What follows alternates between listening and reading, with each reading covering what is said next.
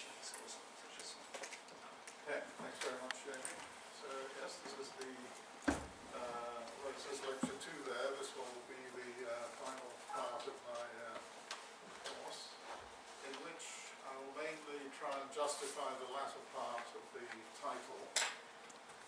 So it's quantum mechanics, and then reaching out beyond to a whole range of topics which occur particularly in classical computation. So the point is that we've abstracted a general framework for talking about contextuality, with non-locality appearing as a special case from these examples that we find in quantum mechanics. But the general framework is then, because we have general definitions, we can abstract to the right level. We can see that the same structure occurs in many other places, some of them quite surprising.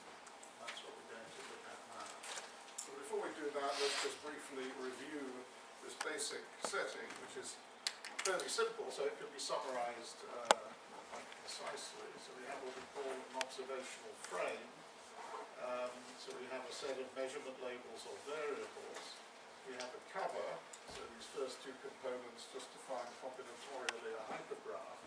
We think of this family of subsets as the measurement context, or the sets of variables that can actually be observed together, whose values can be observed together, compatible sets of variables. Then we have a set in which we take these variables, take their values. So if we think of measurements, we can think of these as the measurement outcomes, or we can think more generally of values for the variables. And another significant parameter of the framework is the commutative semi-ring, in which we assign weights in our distribution. So if they're the non-negative reals, we're going to get probabilities. If they're the booleans, we're going to get finite sets, as we've seen in various examples. And there are other interesting examples as well. Now, from that data, actually, even without this cover, we can define this basic gadget, this pre-sheaf, which on sets of variables assigns the distributions on assignments to the variables in that set. So this is the set of all assignments of values to the variables, and then we're looking at distributions over those. So this varies over the context. We have a functorial variation through this operation of restriction that we've looked at. And as we saw, this provides a natural setting for what we can think of as a contextual version of probability theory, where rather than working with a single fixed distribution, the distribution varies as we look at different contexts, different measurement contexts, or different contexts of values of variables. In that setting, so where does this cover come in? It allows us to define this notion of an empirical model, which generalizes the idea of a Bell, a sort of Bell-type scenario with Alice and Bob and so on. Generalize it firstly to any number of parties, measurements, outcomes, but actually far beyond that to complicated configurations such as we might get from Coach and Specker sets of vectors and other such things. So indexed over this cover, this set of measurement context, we're going to have a family of distributions which are just in this pre-sheaf that we just defined over the given set.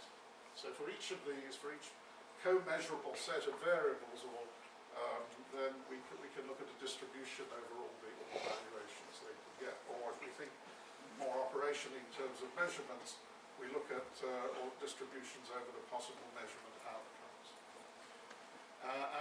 To say that this family is compatible is to say that it agrees in the geometric sense on overlaps. In other words, if you take any two of these contexts and you restrict to their intersection, you get the same thing.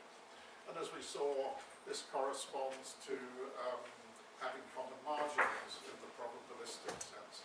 And it corresponds and actually gives a general version of the important property of no signaling, which is taken to be a fundamental requirement justified by relativistic considerations on probabilistic models. But since Alice and Bob may be far apart from each other, what one does can't influence the other's measurement directly. There's not enough time for information to propagate. discriminate, so therefore the marginal, say for Alice, just looking at the outcomes of her measurement, should be independent of Bob's choice of measurement. So that would be the particular case of Bell-type scenarios, but actually this is a much more general condition. And actually the more general condition, if we interpret it back in quantum mechanics in terms of commuting families of observables, also holds in that generality in quantum mechanics. Okay, so given a compatible family, the key question is, can we glue them all together into a single valuation, a single distribution on the whole set of variables, which we can say geometrically is there a global section, which really is giving a canonical form of local hidden variable model, or we can say more generally, on the other hand, it's a kind of solution concept. Can we find a distribution on the whole set of variables which allows us to recover every member of the family by restriction? And we say exactly that the model is contextual if there is no such global section. If there was a global section, we could think that where this behavior comes from is that secretly, may be chosen according by sampling some distribution. Every variable has a value independently of whatever variables we happen to look at, and then what we're just seeing when we do look at some variables is a reflection of that secret global assignment to everything. But in the absence of a global section, then we're forced to abandon that picture, and then we're in the contextual world. Okay, so as we saw, it can be profitable to vary where we take the weights of our distribution. Even in the quantum realm, many of the important quantum arguments occur at the level of possibility rather than probability. So formally, in our setting, this goes by the fact that we can take our distributions valued over the two-element Boolean algebra, the Boolean algebra 0, 1, rather than the semi-ring of the non-negative reals. And in fact, this just algebraically comes down to the fact that there's a unique semi-ring homomorphism from the semi-ring of non-negative reals to the Booleans, which obviously keeps 0 fixed and takes everything else to 1. By the way, it's interesting to note that there is no semi-ring homomorphism from the reals to the Booleans, as you can easily check. And this becomes interesting when we look at what we can do with signed measures. But for probability distributions, we have this possibility of we have this ability to go to this possibilistic case. And of course, what this is doing, in more familiar terms, is taking us from the probability distribution to its support, to the characteristic function of those things that get positive probability. And therefore, in particular, this takes each probability distribution here just to a set, its support, as we've said. Now, the important point is, just by general nonsense, because this is a semi-ring homomorphism and hence induces a natural transformation on these functors, on these pre-sheaves, that this collapse preserves global sections. So if we had a global section at the probabilistic level, we will still have one at the possibilistic level. And remembering that contextuality is saying that there is no global section, that means that possibilistic contextuality implies probabilistic contextuality. So possibilistic contextuality is actually the stronger result. It's strictly stronger because there are cases where there is no global section at the probabilistic level, but there is one at the possibilistic level. And an example of that is given by the Bell table that we were looking at in the previous lectures. So we start to get these elements of a hierarchy that we were discussing last time. So this puts it in this kind of functorial framework. So it means that no-go theorems proved at the possibilistic level are stronger and in fact strictly stronger than those proved at the probabilistic level. So in other words, it's easier to be a global section at the Boolean level, so you show more if you show that there's no such thing than to show it at the probabilistic level. Okay, so what is the existence of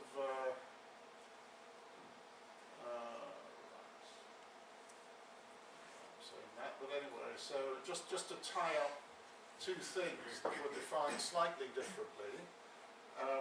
if we just stick to this language of global sections, we have this idea that the Boolean image of a probabilistic, oh yes, okay, so we're talking about probabilistic models, and we gave a definition in terms of their supports of logical contextuality. We said, if you remember, that there's a local section in the support over one context which can't be extended to a global assignment which is consistent with the support. So that was as it were, a slightly more handcrafted definition of what it meant for a probabilistic model to be logically contextual. And we saw that the Hardy model, the essence of the Hardy type of construction is exactly to show the phenomenon of logical contextuality. On the other hand, here we've sort of given a more uniform treatment where we just have this general language of pre-sheaves and global sections and different kinds of distribution functors, and we have this idea of not having a global section.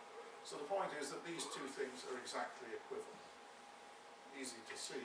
So this sort of story told more locally in terms of a local assignment of values that can't be extended to a global one in a consistent way is exactly equivalent to this property of not having a global section at the possibilistic level. Okay, so having seen that, we can then ask, what is the significance of Boolean global sections in their own right, independently of being derived from probabilistic models? And what we're going to see is that they arise very directly in a number of familiar computer science settings. So in classical computation, nothing to do with quantum. Actually, even in things that go beyond classical computation, we'll very briefly look at an example in natural language semantics. So, in fact, the first thing we're going to look at, now of all things you might suppose, because I've seen me talk about this stuff before, of all the things you might suppose are connected in classical computation to quantum information, I'm not sure what would come first to mind, but I doubt for many people it will be classical relational database theory. Anyone was expecting classical relational database theory? But as we'll now see, in a sense, classical relational database, which is the bread and butter of the databases that, in some sense, are responsible for making sure we all get our salaries if we get them, is in its basic concepts, right through to some depth, is an isomorphic copy of the things we've been discussing in the quantum realm. So, and incidentally, on a sort of similar slide, I had a sort of thing saying, who knew, you know, and Peter van Emden Boas, distinguished computer scientist, senior computer scientist, kind of stuck up his hand and said, well, I told them that in 1980, but they didn't listen to me. Now we have the authority of quantum information behind us. So anyway, so what is a relational database? Well, we've all surely seen a table something like this at some time in our lives. They're hard to escape. Not quite like that. Not exactly like that. This shows an early form of European scientific cooperation, although, as you'll see, there's still no agreement on the currency. Right, so we have, what is a relation table? So we have a number of fields, these columns, these named columns, and then we have a set of tuples in the table, which have values for each of these columns.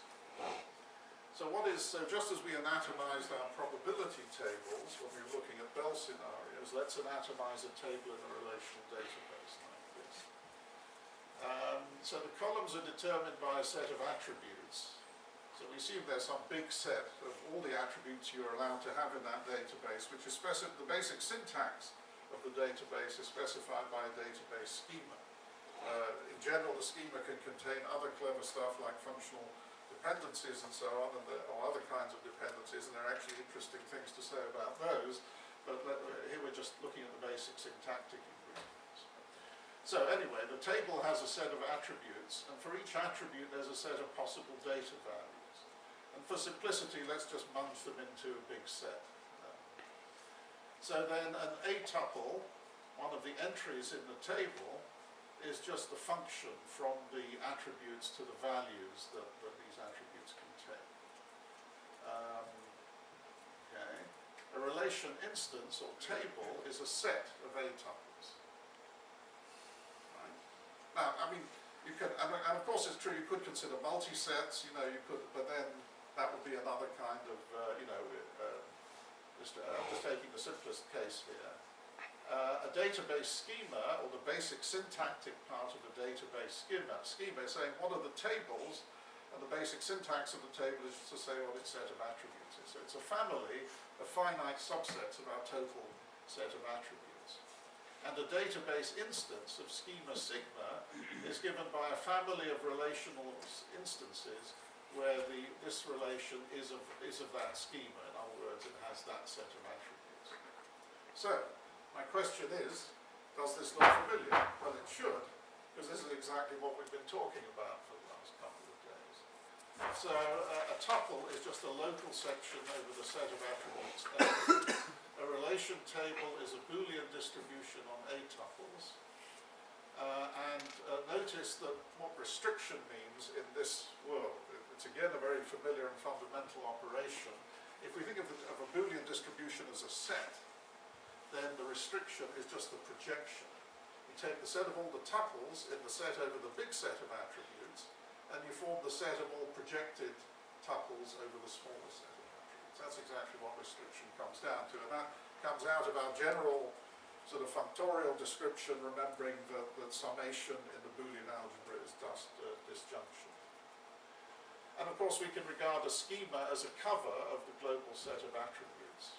So what is a database schema? It's a family of elements, one living in each of these sets here. And the compatibility condition is projection consistency, which is something that we would usually require as an integrity constraint for a database, that if you take two of the tables and project them onto their common set of attributes, you get the same sets of small tuples just applying to the common sets of attributes. Okay. All right, so that's the basic setup. Now, what about these questions we've been talking about with global sections, non-contextuality, and so on? What on earth could that mean in the world of databases? Well, in the early heroic age of databases, in the 1980s, then a widely discussed topic was the notion of universal relation. So what is a universal relation? A universal relation for a given instance, a family of tables like this, is a single big table over the whole set of attributes, which gives you back all the little tables by projection.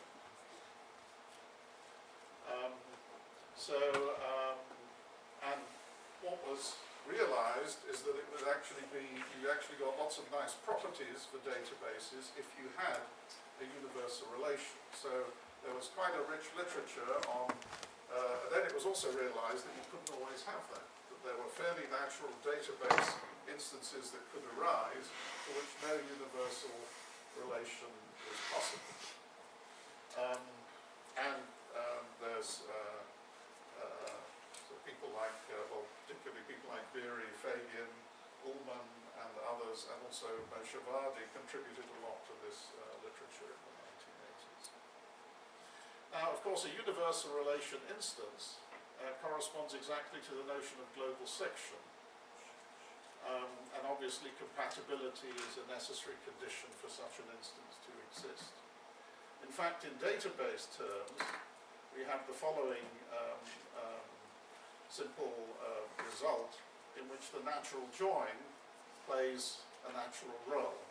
The natural join, which is just sort of taking all the big tuples whose, the natural join of a family of relations is exactly the set of all tuples over the whole set of attributes, which is consistent with a given set in the sense that all the projections live in the given set. Well, this is exactly the set of global assignments that's consistent with the support in the way we were discussing last time. So the universal relation exists, so a universal relation, meaning, in other words, a global section, exists if and only if this natural join is such a thing, and in fact it's then the canonical candidate, it's the largest relation.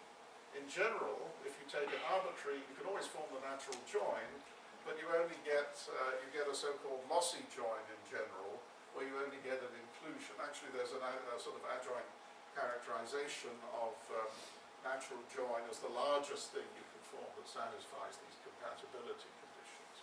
But in general, the natural join is lossy. You get the universal relation exactly if you get a lossless natural join, and in that case, it's the largest relation satisfying this condition. So what that gives us is a dictionary. It really is a dictionary. These are the same concepts. So in relational databases you have attribute, where we've been speaking of measurement.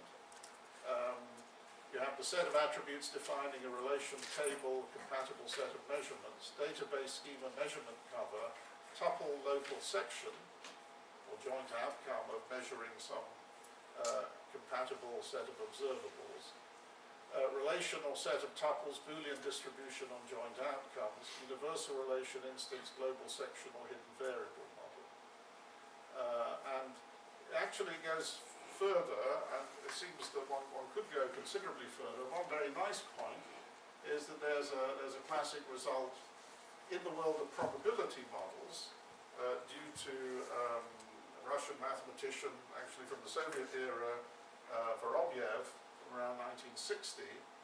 So what he was considering was actually motivated by game theory, yet another sort of independent source for thinking about these things. Exactly the condition, if you have a compatible family of probability distributions on in his language, on an abstract simplicial complex, so we just take our cover and close it onto subsets. So it's compatible in exactly the sense we've been saying, that they have the distributions have common marginals on their overlaps. And he was considering a necessary and sufficient combinatorial condition on the cover, on the abstract simplicial complex, or equivalently, if you just take the maximal elements, the hypergraph, a necessary and sufficient combinatorial condition to ensure that you could always, regardless of what the particular probability distributions were, glue them together. And remarkably enough, he was able to give such an explicit combinatorial condition. So that's, of course, saying regardless of what the particular distributions are, just from knowing how the thing was stitched together, you can always combine them. What's even more remarkable in a way is that his condition, although not directly given in that form, can be shown to be equivalent to a very well-studied notion in the database world, namely acyclicity of database schemes. This is something that Rui Alboze has been working on.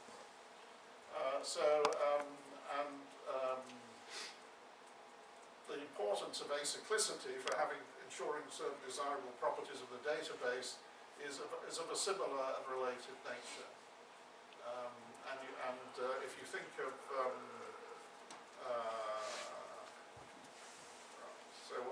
just to say, just to say in a word what the Vorobyev condition is. So you think of this family so you think of this family of sets closed under subsets, then give it as an abstract simplicial complex. So can you build it up in such a way that as you add one vertex at a time it's going, actually it may be better to think of removing a vertex at a time. So can you decompose it by removing a vertex at a time in such a way that the vertex that you remove is in a unique maximal simplex? So that's a non-trivial condition which is incompatible with having cycles in an evident sense through the hypergraph. And that's equivalent to acyclicity, one of the many equivalent formulations of acyclicity in that condition. And there are other ways we can extend this. So we looked at tuples here and Boolean distributions, but actually in database world they are interested specifically in using different kinds of semi-rings as weights on the information that you get. For example, the work on provenance semi-rings by Peter Newman. Okay, well, so that's one basic example where we see the same structures manifest themselves in a place that seems to have nothing to do with quantum mechanics. So we can ask, why should that happen? We'll come back to that. You may like to mull on it. Let's just see that there's a number of other things actually very close to this, which also reach into various computational, well-studied computational paradigms. So firstly, we have the world of constraint satisfaction, which is a very rich part of the world of algorithms and complexity, a relatively tractable part where there are some very nice structural results. So we've already looked at this. We're now thinking of our underlying set as a set of variables. We have assignments to the sets of variables. That's how we now think of these local sections. So if our assignments are just in the set 0, 1, if O is just the set 0, 1, then we can write them as a Boolean formula. So a particular assignment can be described exactly by a formula of this kind, a sort of state description in the Carnapian terminology. And of course, this generalizes, but we can continue to write formulas to describe a set of assignments. If I have a Boolean distribution over assignments over context U, then we get a set of these assignments, so we can capture this by a formula which is just given by a disjunction of these basic formulas. And then, having got a family of such things, you can ask, you can then form the conjunction of all of these. And really, you see that that's just a way of writing down in formulas exactly what we've been talking about in terms of global sections and so on. So we're imposing local constraints on the variables, and we're asking, is there a global section that satisfies all these constraints? And that's exactly the constraint satisfaction paradigm. And there's particularly a very natural connection between constraint satisfaction and Cogent-Specker type of arguments. But really it holds quite generally at this level. And of course, here we just have Boolean satisfaction in these cases, because we're just taking the case where 0 is the where O rather is the two-element Boolean algebra. But if we took any finite set, this would extend exactly to the standard paradigm of constraint satisfaction. Well, this allows us to see that there are some natural algorithmic questions, computational questions, that arise from the considerations on hidden variable models and so on that we've been discussing. So in particular, we can look at a table of the kind that we have been looking at and say, can I figure out whether it does have a hidden variable explanation? So here's a bit of notation for this. But really, if you think of the kind of tables we were looking at, here I'm focusing on this possibilistic level, so we're just looking at a table of zeros and ones, a support table. What we're asking is, does there exist a global section for this? And it's easy to see that this is in NP. It just follows by writing down what a solution amounts to in logic, and then just from the logical form of this, standard results about how logical form of infinite structures relates to complexity, to see that this is in NP. But determining NP hardness turns out to be not quite so easy. And I have to admit that I had a student a few years back that I suggested this problem to, very good, but eventually decided that this wasn't for him and actually went into databases instead, ironically enough. And it turned out that it took a little bit later, with Bill Gottlob and Fokion colitis, we were able to answer the question of NP hardness. So there's a paper from last year's Ichkai about these things. And the interesting point here is that, okay, there's a translation into the standard computer science format, but the particular form of the kind of arguments we've been looking at in the quantum realm suggests a new twist on the standard constraint satisfaction paradigm.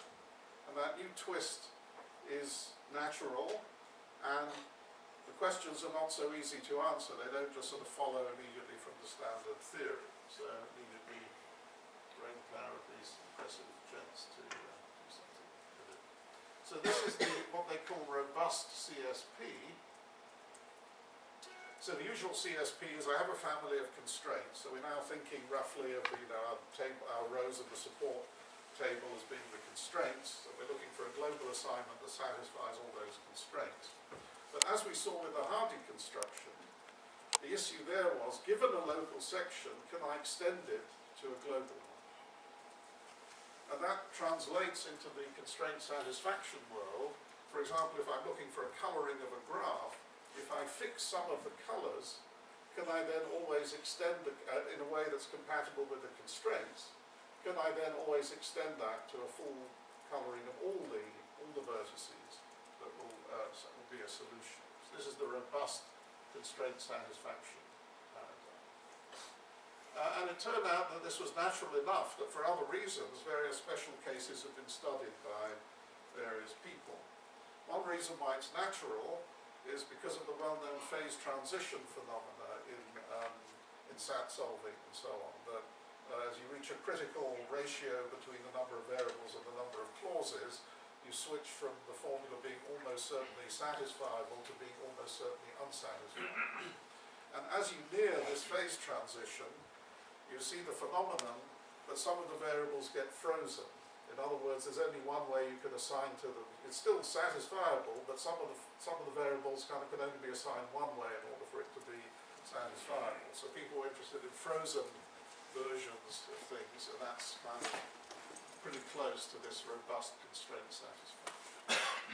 So the main results here are that robust 3-colorability and robust 2-sat are NP-complete. And one can use that to show that the hidden variable problem, given a table, does it come from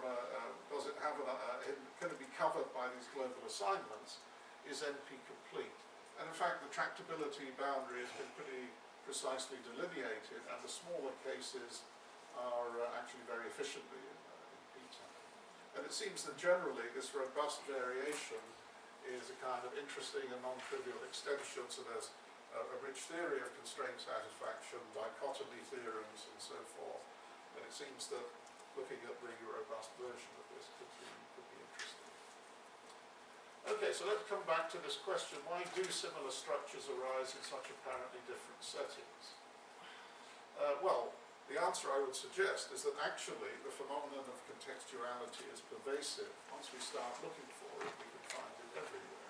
If you start aggregating data in databases, the chances are you have these tables, you hope they're at least sort of consistent with each other at some level, but can we really get all the information in this universal relation? Well, it was realized early on that that would be that we can't hope to do that. And all the more so when we look at things like natural language and also try and model phenomena occurring at higher levels, economics and so on, we should expect to find highly contextual phenomena. So the contextual semantics hypothesis, if we give it a name, is that we can find we can try and find common mathematical structure in all these diverse manifestations and develop some kind of widely applicable theory. So that's the sort of hope, and I think enough examples are accumulating to suggest that one has one can hope for some traction. So now I'd like to mention another example that came relatively recently to my attention, and I think it's actually a very rich topic for people coming from the sort of, it really belongs to AI and to some extent to track A kind of computer science, and yet there's a very rich structural phenomena here which mostly to my knowledge escape the attention of the logic and semantics community. But it also happens to fit rather well into what we're going to discuss. And this relates to sort of a major paradigm for inference in modern computation, Bayesian inference, but also many variations of it. So the fact that there was various computation schemes for inference in Bayesian networks have played a very important role in a lot of work in AI, machine learning and other things over the last few decades. So starting with the work of Pearl and other people like Lauritsen and Spiegelhalter and others. And Glenn Schaefer and Prakash Shenoy in 1988. So Schaefer is particularly known for the Dempster-Schaefer belief theory, and so you also have a kind of so-called soft models of belief and belief propagation, another very influential paradigm in artificial intelligence. But what they realized around this time is that there's a nice algebraic structure which provides a common core of a range of inference mechanisms. And subsequently, it's really been extended and shown to be applicable to a very wide range of inference problems. There's a recent book by Pauli and Colas called Generic Inference, and you see it applies to query answering in databases, evaluation of Bayesian and Gaussian networks, solution of various kinds of equation and constraint systems, and lots of other goodies, hidden Markov chains, and so forth. So what is this algebraic structure? It's what is called in this literature valuation algebras. So we have a two-sorted algebra. We have a set of valuations, so these can be taken to be abstract things. And then we have a set of sets of variables, which are taken to form a lattice. And the operations are, we have a domain for the valuation, so each valuation is relative to a set of variables. We have a projection operation, which if you take the domain of a valuation and take a subset, you can project it down to that subset. I hope some of this is starting to sound familiar. And you have a combination operation, which takes two evaluations and combines them. And here are the axioms for evaluation algebra. So under combination, they form a commutative semigroup. Domains behave in the way you would expect here. This is a very important axiom because of its computational implications, because it enables what's known as local computation, which is the sort of algorithmic paradigm that's associated with this sort of algebraic setting. Which is to say that if you want to look just at the projection onto a set of variables z, which already include all the variables in phi, so you're not really losing any information from phi, then to project this combination down to z, it's sufficient just to project it on psi. And that lets you cut down the projection operation to a subpart of the computation, allows you to localize it. Now, in most applications, these things take a specific form. Valuations with domain X are distributions on the assignments to X. So you have some set of values that the variables can take, and then you have what you have is distributions valued in a semi-ring R, and projection is marginalization. Now, this should look very familiar. We're exactly in the sort of setting we've been talking about for the last 3 days, these lectures.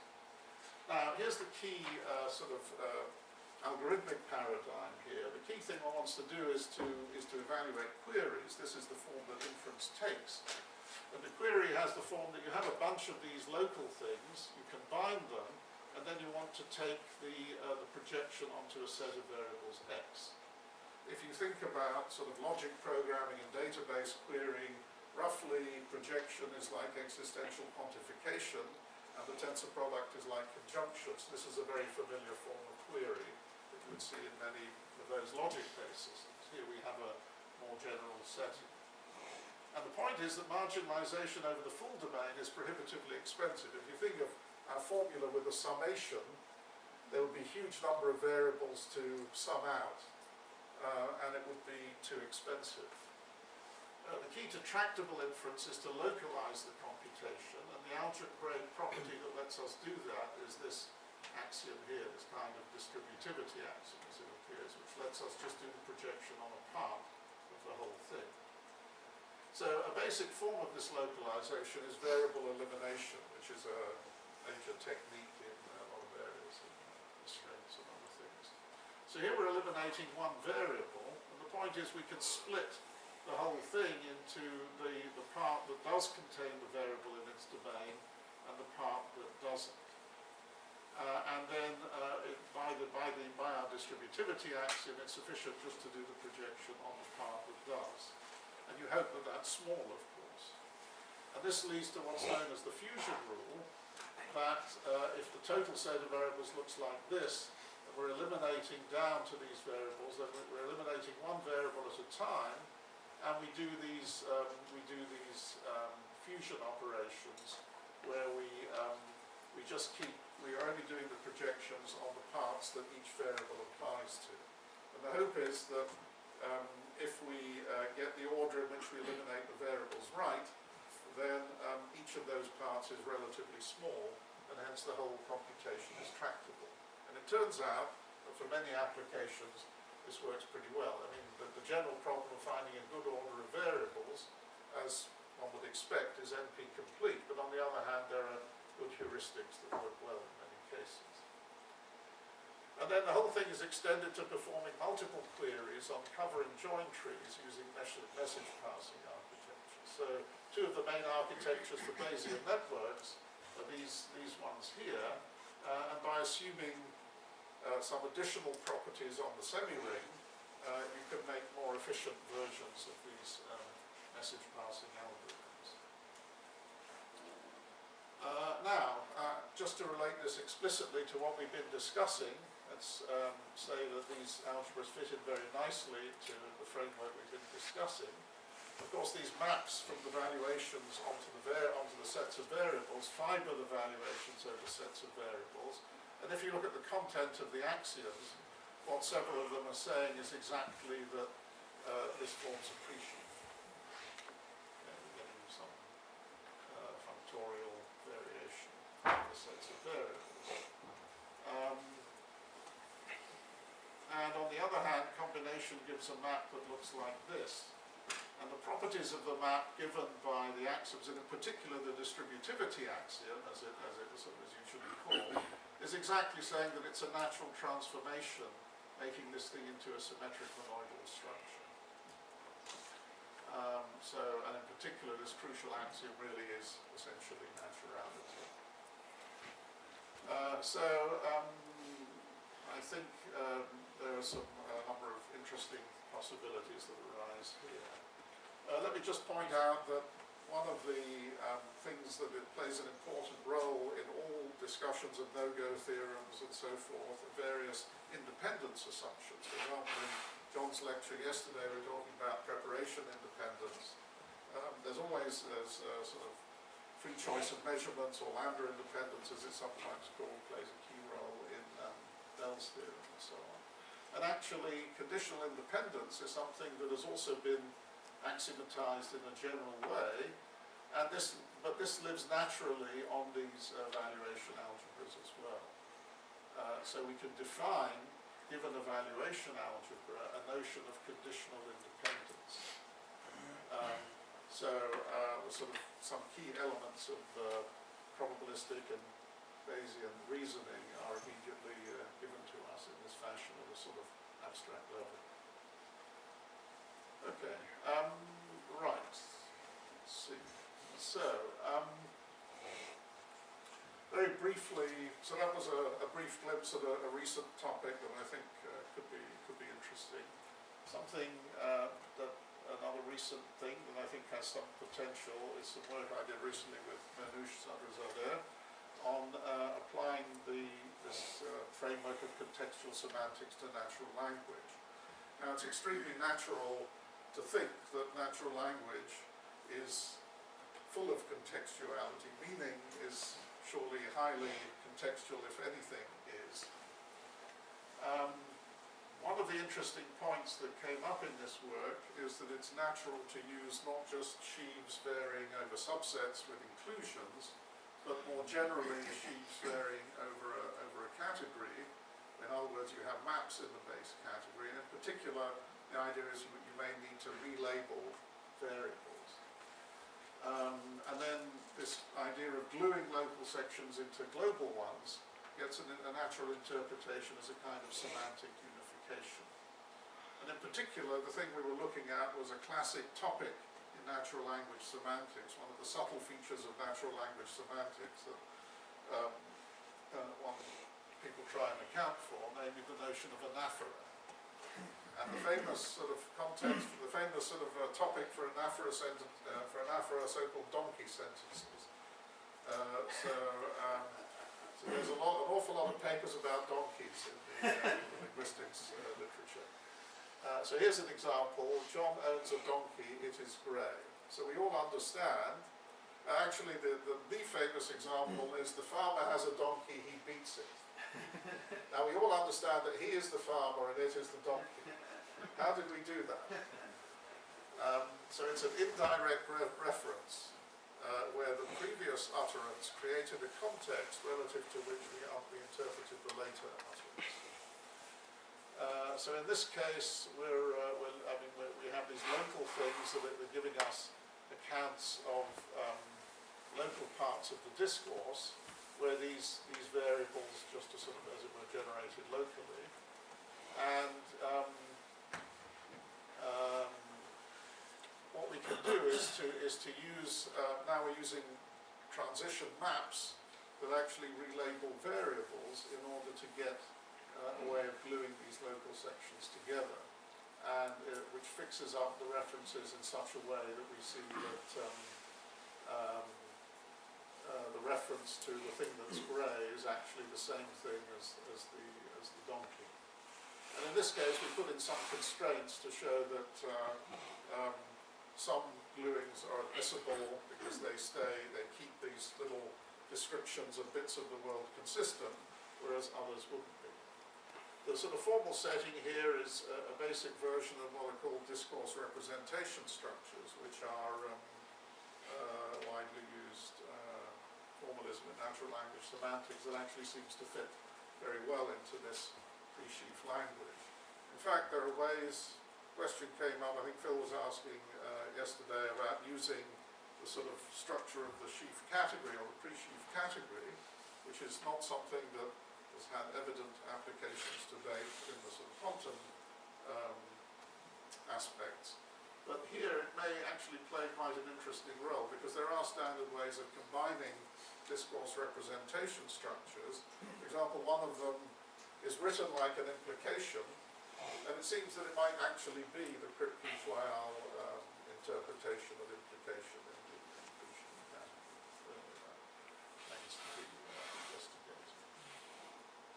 Okay, well let's finish up by coming back to the quantum world. I mean, there's quite a lot more I could have said about that. I did want to show some of these wider connections in this talk, but let's finish up with some things that do relate more to the quantum world. So an awful lot of the work in recent years in quantum information and quantum foundations has been focused around this kind of picture, not very well drawn, because high dimensions are hard to capture on flat surfaces, but the idea is that we have the world of local models, the kind of correlations, the kind of behavior, observable behavior between Alice and Bob, for example, which could be accounted for by classical mechanisms, by local hidden variable models, by probabilistic global sections in the way that we've described them. Then we have a much larger class of no signaling behaviors, which include all the quantum things, but also a bunch more besides. We've seen the no signaling condition. We said that this is usually understood as a constraint imposed by relativity, but Alice is marginal for just her measurement should be independent of which choice of measurement Bob makes, because of the reasoning being that there's no way that Bob's choice could influence Alice's measurement outcomes. So as far as we know, the universe permits any such behavior that lies in this large blue set. And the realm of probabilistic theories, generalized probabilistic theories, gives one way of exploring the range of such models. It's populated by things, vertices here, it's populated by things like the PR boxes, the Contextual Semantics boxes. However, it turns out that quantum mechanics is less generous than that. So the quantum set, the things that are realizable using quantum states and local observables in the way we've been seeing, is this green set here, which is not, I mean, these things are polytopes, which is why I've given them sharp corners. They're defined by inequalities, so the Bell kind of inequalities for the local polytope, and then those signaling translates into various systems of inequalities here. This quantum set is I mean, those are complicated enough, heavens knows, but the quantum set is convex but not a polytope. So it's a very complicated set, and an awful lot of the work in quantum information and foundations has been focused, of late, as it were, on coming down from above and understanding why we don't get the full, or what additional principles we need to take us down from this big no signaling set down to the quantum set. Why does nature select exactly the quantum realizable behaviors and no others? So just to mention ongoing sort of things that relate to the picture we've been building up. We've seen that probability distributions on global assignments, probabilistic global sections, give local models, so they account for the things in the yellow region here. Something I haven't talked about, but will actually speak about in my talk in the meeting tomorrow, will be that if we generalize our notion of what these global sections are, if we generalize our functor, if we vary our functor again, and now make the semi-ring to be the reals rather than the non-negative reals. In other words, we allow signed measures. In other words, we allow negative probabilities, whatever on earth those might be, and that's exactly what I'll be talking about tomorrow. Then we get exactly the class of no signaling models. So we get a uniform definition, but by varying the weights, we get the no signaling models. And what we're currently thinking about, one of the things we're currently trying to think about is by defining an appropriate notion of quantum measure in the same way, can we characterize the set of quantum models? This has connections with recent work by Raphael Sorkin and his collaborators on quantum measure theory. So that, if something like that works, it would be a very nice uniform account of this whole picture. Right, so just to, and although I don't have a clear-cut answer to that yet, there is already something we can get from it. So let me just briefly finish up with this. So we've already seen the idea of realizing a system, an empirical model in the quantum world by having a state and then having local observables, and then using the Born rule to get these probabilities. And then we can always pass to the possibilistic case by just asking whether we have a positive probability. So we've seen that, and here's a concrete example of how we would do the Hardy model with some particular numbers here. So the point here is that the local section that the model deems to be possible. If we try and, I mean, these numbers are oriented to making the probability for it as high as possible. It can't be that high as it turns out. So Hardy gave a very nice analysis in terms of the golden ratio, in terms of characterizing what's the best value you can get. At any rate, we can realize it, and its possibilistic collapse is what we would call a Hardy model. So I want to finish up by just mentioning this problem. Again, a natural algorithmic problem that arises from considerations we've been talking about with these empirical models. So suppose I give you a table, and let's just say a possibilistic table, and I ask you now, does this come from a quantum model, from a quantum realization? Does it live in the quantum set? How hard is that problem? Well, there's a relatively easy part of the answer. which is that if I tell you the dimension of the Hilbert space in which you have to realize the model, then we can say that it's in P space. In fact, because after all, if you think what formalize this whole thing of what giving a quantum realization means, then you're giving a bunch of matrices, and if you know the dimension that you're looking at, then you know how big those matrices have to be, and in the end you just write a big sentence in the first order theory of complex numbers, which in turn reduces to the first order theory of real numbers, and then because of because we're in the existential fragment of that theory, it's a well-studied theory going back to Tarski being a decidable theory, and the existential fragment is known to be in P space. So if I fix the dimension, this problem is in P space. However, how do we know what the dimension has to be? How do I know how big I have to go in the dimension of the underlying Hilbert space in order to be able to generate the table? Now, it sounds like it should be obvious. I mean, it's a little finite table. I mean, how many qubits worth does that take? But it's not so easy to give an answer. Discussions with Tobias Fritz were interesting. He feels it's something that various people are interested in. Is not so easy to determine. Anyway, I've miserably failed for quite a while to make any headway with this. But it does seem, coming back to what we were saying here, that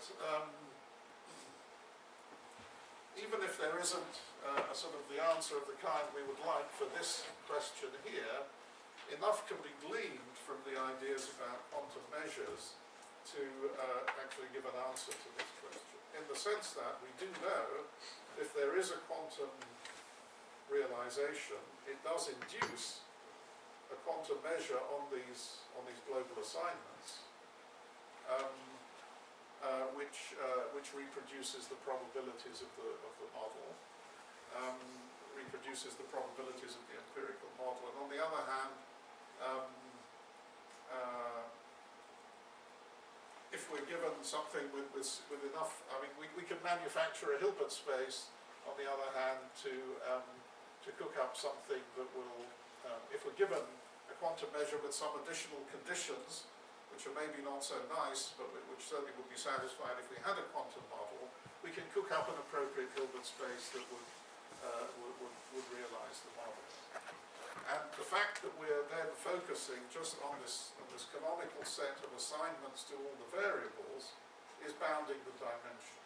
So again, we're reading off a bound in that way from this idea of quantum measures assigned to these canonical hidden variables. So it seems then that we can give a reasonable bound in this fashion using those ideas. What we would like is to have a clearer independent notion of what quantum measures are that would lead to a reasonable kind of functor, and let us put the whole thing in the same picture as the other cases that we were discussing. Okay, so I'll finish there. If you do want to look in more detail at any of the things we've mentioned along the way, then there are papers, all of them available on the archive. Thanks very much for...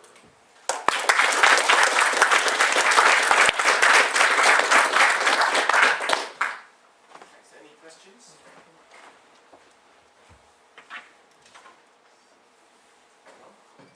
Have you considered whether the compatibility condition can be strengthened in some natural geometric sense that might give you a handle on how to explore this intermediate space between PR boxes and quantum mechanics? Yeah, that would be great. Do you have any ideas? Off the top of my head, I just... Yeah, no, I mean, I agree. So all such things would be of interest. So what I'll be talking about tomorrow could be another route to thinking of additional conditions. But yes, thinking directly about compatibility is interesting. So maybe we should chat about that. Yeah, Bruce? I'm just looking at the second reference there. So it does cohomology of non-locality. So do you ever get like yeah, you just look at overlaps. So do you ever get like first cohomology? Does first cohomology ever become relevant? I mean, because Yes. those in I mean, actually, what we do there is, so we have the sheaf set up. We take the, to make it to get to get the right kind of starting point. We just sort of take the free. We're looking at sort of Z-linear combinations of sections, but then we're taking the standard sheaf cohomology, and the invariant we define lives in the first, because we want to look exactly at this situation of a local section, whether you can extend it. So we have a kind of relative cohomology group where we're fixing that section, and then we're looking at the first cohomology group from there. That's exactly the invariant that we define. And the higher cohomologies? Well, there's been a little bit of work on that which shows that you can define invariants at higher cohomologies such that as soon as you get vanishing somewhere, all the higher ones also vanish. In principle, you get a more refined criterion at the higher groups, but we don't yet have an example which really essentially goes beyond the first cohomology. That would be interesting. But, yeah, there's lots of variations on that could be considered. So again, if you're interested, I'd be very happy to discuss it with you. Any more questions for Samson? Oh, let's thank Samson very much.